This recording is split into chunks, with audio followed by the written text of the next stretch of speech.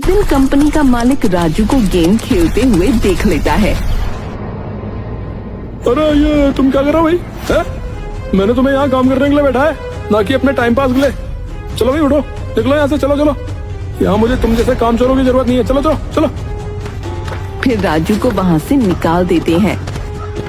माँ खाना दे दो। अरे क्या हुआ, मुंह लटका कर क्यों आ रहा है? अरे कुछ नहीं, बस मैंने वो काम छोड़ दिया। मदन ने फोन करके सारी बातें बता दी हैं कि तू कैसे काम के समय पर वहां कंप्यूटर में गेम खेलता था।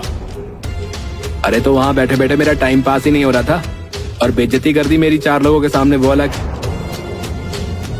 तुम्हारी कोई इज्जत भी है जो कोई बेइज्जती करेगा तेरी? तुझे इतना पढ़ाया, इसका कोई मतलब ही नहीं रहा। तेरा कुछ नहीं हो सकता राजू, तू कामचोर का कामचोर ही रहेगा। अब मैं इन दोनों का क्या करूं? एक तरफ पति और दूसरी तरफ बेटा, अब मैं किसका साथ दूं? राजू हर रोज की तरह गांव में निकल जाता है। अरे वाह, हमारे देश में लोगों को बेवकूफ बनाना कितना आसान है। मैं हर रोज किसी से किसी ना किसी बहाने से पैसे ले लेता हूँ और किसी को कुछ समझ में ही नहीं आता है। घर पर जाने से तो यहीं बाहर ही रहना बेहतर है। घर पर तो वो हिटलर चैन की सांस भी नहीं लेने देता। फिर राजू एक पेड़ के नीचे जाकर आराम करने लगता है। तभी कुछ आदमी राजू के पास आते हैं। अरे ओ राजू, उठ। अरे क्या है भाई? अबे ओ, तूने 1 महीने से मेरे पैसे नहीं दिए, समझा? हर बार किसी ना किसी बहाने से उधारी लेकर जाता है। अब बहुत हो गया तेरा, चल। उसकी बात सुनकर गांव के और लोग भी राजू से अपनी अपनी उधारी मांगने लगते हैं। हाँ भैया, इसने तो मुझसे भी पैसे लिए हैं। अरे भैया, इसने तो मुझसे भी पैसे लिए भैया। अरे अरे, तुम सब तो मेरे पीछे ही पड़ गए। मैं कौन सा गांव छोड़कर जा रहा हूँ? अरे तो गांव छोड़कर नहीं जा रहा तो क्या पैसे नहीं देगा है बे? अच्छा तो बताओ, कितने हुए तुम्हारे पैसे? मेरे जो है 7,800 रुपए हुए। और हमारे 8,000 रुपया। हाँ। अरे बाप रे, ये तो इतने सारे पैसे हो गए। इतने पैसे मैं कहाँ से लेकर आऊंगा? अगर पिताजी से मांगे तो वो तो मेरा भरता ही बना देंगे। अरे रे भाई, थोड़ा सा तो मोहलत दे दो, सबके पैसे लौटा दूंगा। ओ भाई ओ, अगर तूने कल तक पैसे नहीं लौटाए ना तो मैं तेरे बाप से भी पैसे वसूल कर लूंगा, समझा? अरे बाप रे, ये तो मुसीबत हो गई। को राजू सबके पैसे कैसे देगा ये सोच ही रहा था कि उसकी नजर अपनी माँ के सोने के कंगन पर जाती है। हाँ, अगर माँ का एक कंगन गिरवी रख दिया तो सारी टेंशन खत्म। शांति रात को सोते समय अपने कंगन उतार कर अलमारी में रख देती है और अपनी सहेलियों के साथ बाहर सैर पर चली जाती है। और जगन भी घर पर नहीं था। राजू मौके का फायदा उठाकर एक कंगन ले जाकर सुनार के पास गिरवी रख देता है। अगले दिन सभी के पैसे चुका देता है। ये लो, अब हो गया ना तुम्हारा सारा उधार चुकता? हाँ ठीक है ठीक है।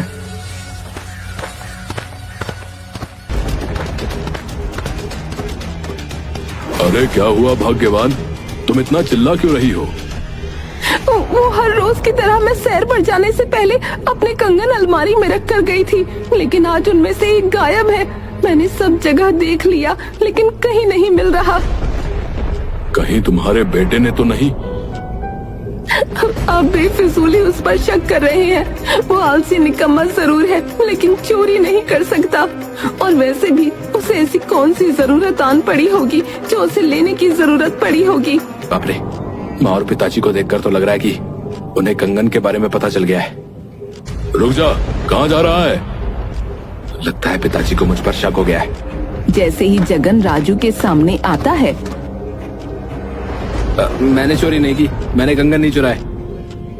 और मैंने तो कुछ कहा ही नहीं है। बता बता बता, क्यों चुराया तूने कंगन? बता बता।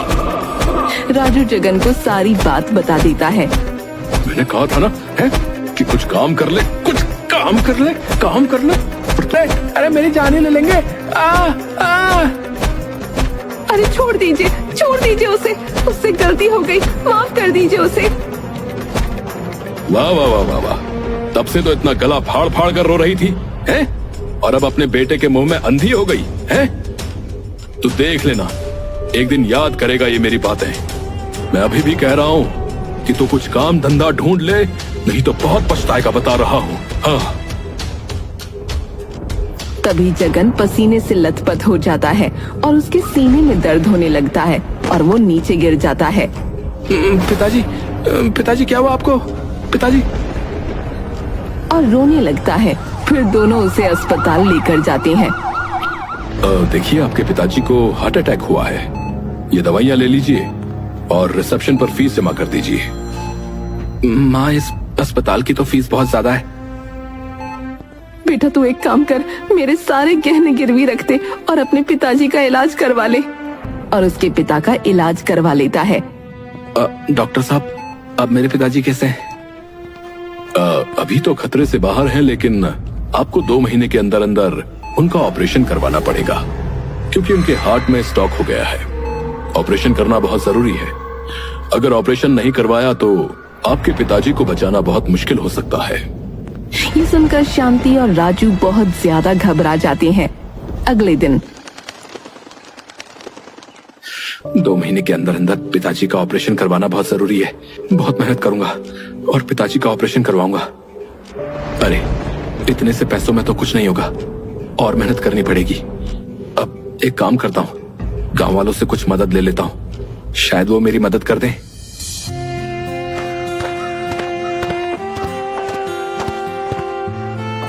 राजू गांव वालों से मदद लेने के लिए जाता है, लेकिन उसकी पैसे न देने की आदत की वजह से कोई भी उसे पैसे नहीं देता।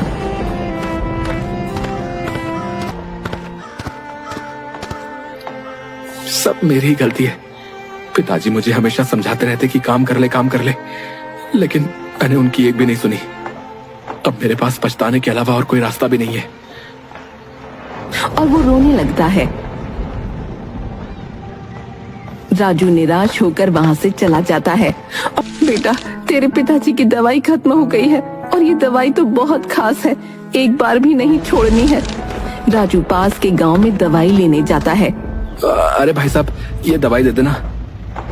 दुकान वाला बहुत परेशान लग रहा था। अरे भाई, तुम थोड़ी देर बाद आना, क्योंकि अभी मेरा बहुत बड़ा काम रुका हुआ है। अरे क्या हुआ भाई? अरे वो क्या है ना, मैं लैपटॉप पर बहुत जरूरी काम कर रहा था, लेकिन अचानक ही लैपटॉप बंद हो गया। अगर लैपटॉप नहीं चला तो मेरा बहुत बड़ा नुकसान हो जाएगा। मुझे बताना जरा। दवाई वाला राजू को अपना लैपटॉप दिखाता है। उसका लैपटॉप ठीक हो जाता है। अरे, तुमने ये सब कैसे किया? लगता है तुम्हें इन सब चीजों की बहुत जानकारी है।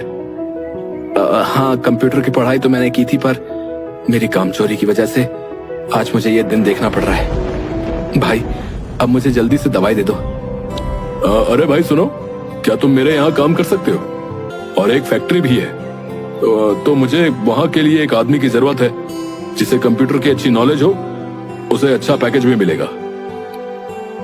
ठीक है, काम तो मैं कर लूंगा, लेकिन अगर आपको कोई तकलीफ ना हो तो मेरे पिताजी का ऑपरेशन करवाना था और उसके लिए मुझे 2 लाख रुपए की जरूरत थी। मैंने थोड़े तो इकट्ठे कर लिए, लेकिन बाकी के पैसों का इंतजाम नहीं हुआ है। तो क्या आप मेरी कुछ मदद कर देंगे? ठीक है, कर तो दूंगा, लेकिन अगर तुम मेरे पैसे लेकर भाग गए तो? अरे भाई, भाग भाग कर ही तो रुकना सीखा है, अब भाग कर कहां जाऊंगा? अगर तुम्हें मुझ पर विश्वास ना हो तो कोई बात नहीं, मैं कुछ और इंतजाम कर लूंगा। फिर फार्मासिस्ट मुस्कुराता है और तुरंत उसे कैश दे देता है। लो भाई, करवा लो अपने पिताजी का ऑपरेशन, लेकिन जल्द से जल्द काम पर आ जाना। धन्यवाद भाई, मेरे अपने गांव वालों ने मेरी मदद नहीं की और तुम अनजान होकर भी मेरी इतनी मदद कर रहे हो। मैं तुम्हारा ये एहसान कभी नहीं भूलूंगा भाई, बहुत बहुत धन्यवाद। फिर राजू खुश होकर अपने घर पहुंचता है। अरे, इतने पैसे तू कहां से लाया रे? कहीं फिर से कोई गलत काम तो नहीं किया? नहीं पिताजी, गलत काम नहीं, वो मेरी नौकरी लग गई है। हाँ, उन्हें तुम्हारे पिताजी ने खाने पर ही बुलवाया है। वो तुम्हारे पिताजी के बहुत अच्छे दोस्त हैं। और अब ऑपरेशन की भी कोई जरूरत नहीं है। पर क्यों, क्या हुआ? डॉक्टर ने तो कहा था कि मैं बिल्कुल ठीक हूँ, मुझे कुछ नहीं हुआ था। तब तक डॉक्टर भी आ जाते हैं। हाँ, तुम्हारे पिताजी बिल्कुल ठीक हैं, उन्हें कोई हार्ट अटैक नहीं आया था। तो फिर उस दिन जगन को गैस हो गई थी, इसलिए इसके दिल में दर्द होने लग गया था। जब तुम दवाई लेने गए थे तब तुम्हारे पिताजी ने मुझे तुम्हारे बारे में सारा हाल बताया था और हम दोनों ने मिलकर तुम्हें सही रास्ते पर लाने के लिए ये सब प्लानिंग की थी।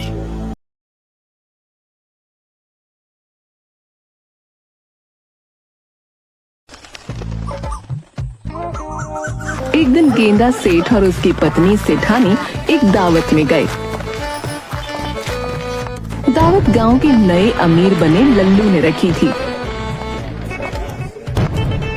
जिसमें गांव के सभी लोग शामिल हुए थे।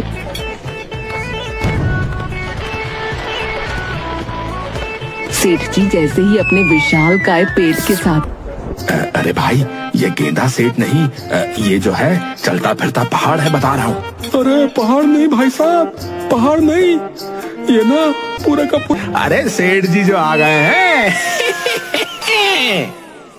लोगों की हंसी और मजाक सुनकर गेंदा सेठ का चेहरा गुस्से से लाल हो गया। उसने सेठानी को इशारा किया कि वो अब यहाँ नहीं रुक सकते। जैसे ही सेठ जी जाने के लिए पलटे, दावत का मेजबान लल्लू दौड़ता हुआ आया। सेठ जी रुकिए, आप नाराज क्यों हो रहे हैं? ये लोग मजाक कर रहे हैं, लेकिन मैं जानता हूँ कि आप हमारे गांव के सबसे बड़े सम्मानित व्यक्ति हैं। लल्लू, मैं यहाँ तुम्हारी दावत में अपमान सहने नहीं आया, अब मुझे कुछ मत कहो। सेठ जी माफ कर दीजिए, आपकी इज्जत मेरी इज्जत है, आप खाना यहीं खाइए प्लीज। गेंदा सेठ का गुस्सा थोड़ा ठंडा हुआ, लेकिन उसने एक शर्त रखी। ठीक है, मुझे घर ले जाने के लिए खाना पैक करवा दो, मैं यहाँ इन लोगों के बीच नहीं खा सकता।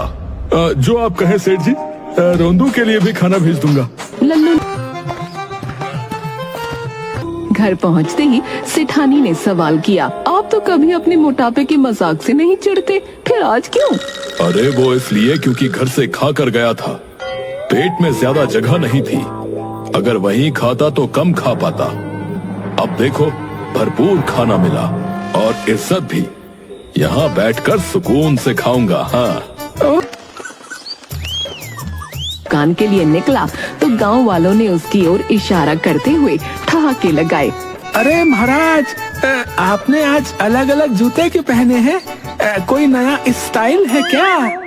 गेंदा सेठ ने अपने जूतों को देखने की कोशिश की, लेकिन उसका पेट इतना बड़ा था कि नीचे कुछ न दिखा।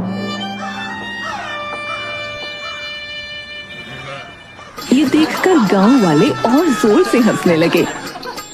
अरे सेठ जी, अरे आप तो खुद चलती फिरती कॉमेडी हो। गेंदा सेठ चिढ़कर अपनी दुकान की ओर बढ़ गया। गेंदा सेठ का बेटा राजेश शहर से गांव लौटा। जैसे ही उसने अपने मोटे पिता को देखा तो उसकी आंखें खुली की खुली रह गईं। पिताजी, आप तो पहले से भी ज्यादा मोटे हो गए, कहीं फट मत जाना बस।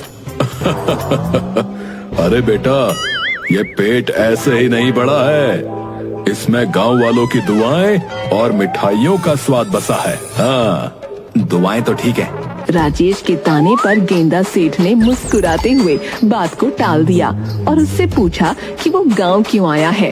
चल छोड़ ये सब, बता कि शहर छोड़कर यहाँ क्यों आया है भाई? पिताजी, मैं गांव के लोगों के लिए ना कुछ करना चाहता हूँ। यहाँ कोई डॉक्टर नहीं है और लोगों को मेरी जरूरत है। वाह बेटा, ये तो बहुत अच्छी बात है। राजेश भैया, आप तो असली हीरो निकले।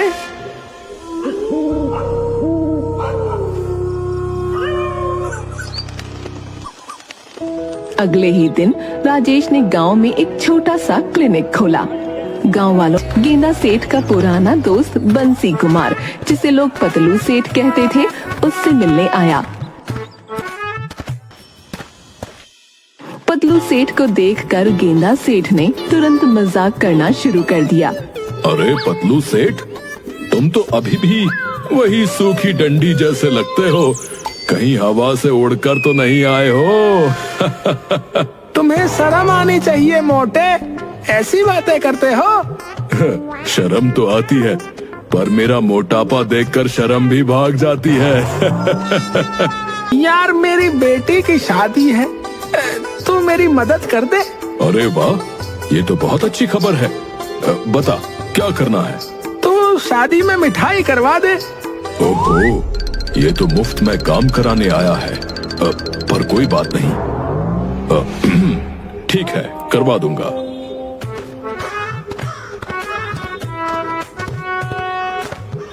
पतलू सेठ के जाने के बाद सेठानी और रोंदू दोनों हैरान होकर गेंदा सेठ को देखने लगे।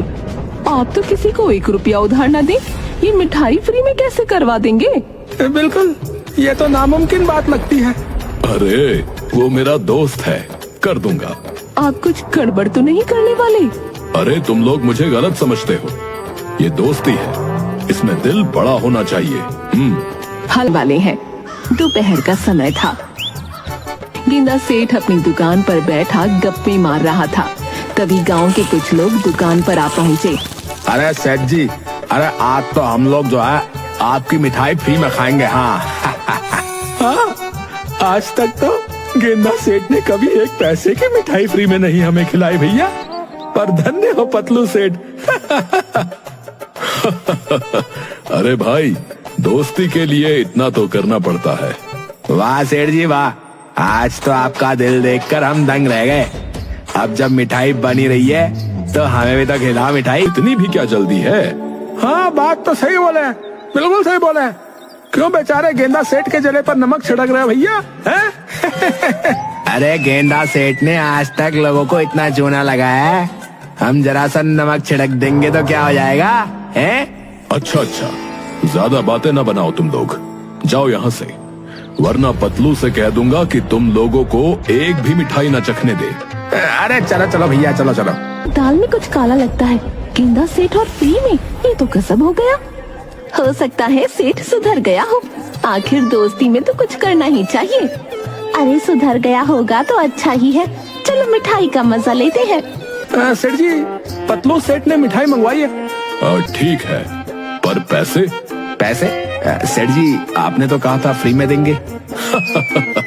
अरे मैं तो मजाक कर रहा था, पतलू मेरा दोस्त है, भला उससे पैसे क्यों लूंगा?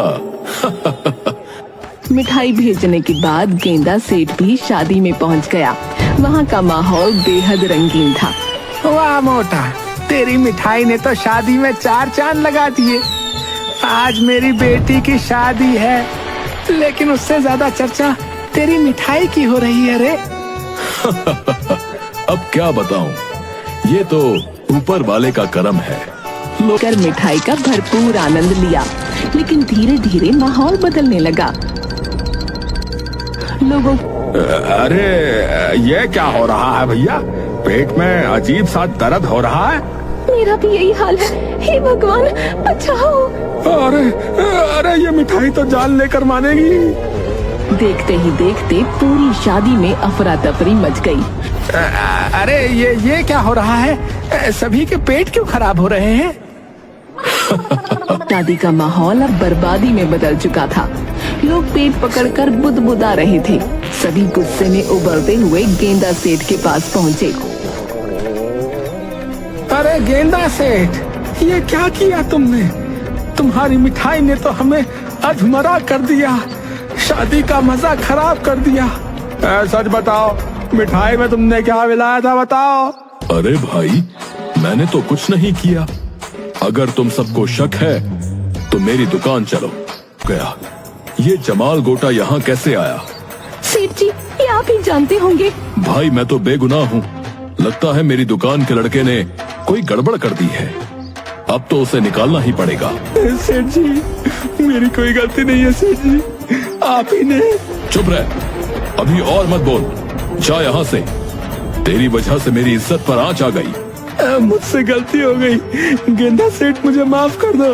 नहीं, ऐसी चीजों की माफी नहीं मिलती, सिर्फ सजा मिलती है, सजा। चल जा यहाँ से। लड़का रोता हुआ दुकान से चला गया, लेकिन वो भी सेठ की इस चाल का हिस्सा था। सबको यकीन हो गया कि गलती उसी की थी। ठीक है, लड़के को तो निकाल दिया, पर हमारे पेट का क्या? हमें इलाज की जरूरत है। चलो मेरे बेटे के पास जाओ, वो तो डॉक्टर है, सबका इलाज कर देगा। गलती मेरी नहीं थी, लेकिन मदद मैं ही करूंगा। हाँ भैया हाँ चलो। गांव वाले मजबूरन गेंदा सेठ के बेटे के क्लिनिक पर पहुंचे। सबका इलाज हो जाएगा, लेकिन फीस देनी पड़ेगी। भैया कितनी फीस? बस 500 रुपए प्रति मरीज। 500 रुपये? ये तो पास कोई और विकल्प नहीं था। ये तो सरासर लूट है। तो मत करवाओ इलाज। वैसे पेट दर्द में ज्यादा बात करना ठीक नहीं, आराम करो। नहीं, इलाज तो कराना ही पड़ेगा। तो दूसरे गांव जाकर इलाज करा लो। हाँ हाँ वही भाई, तुम समझ गए ना।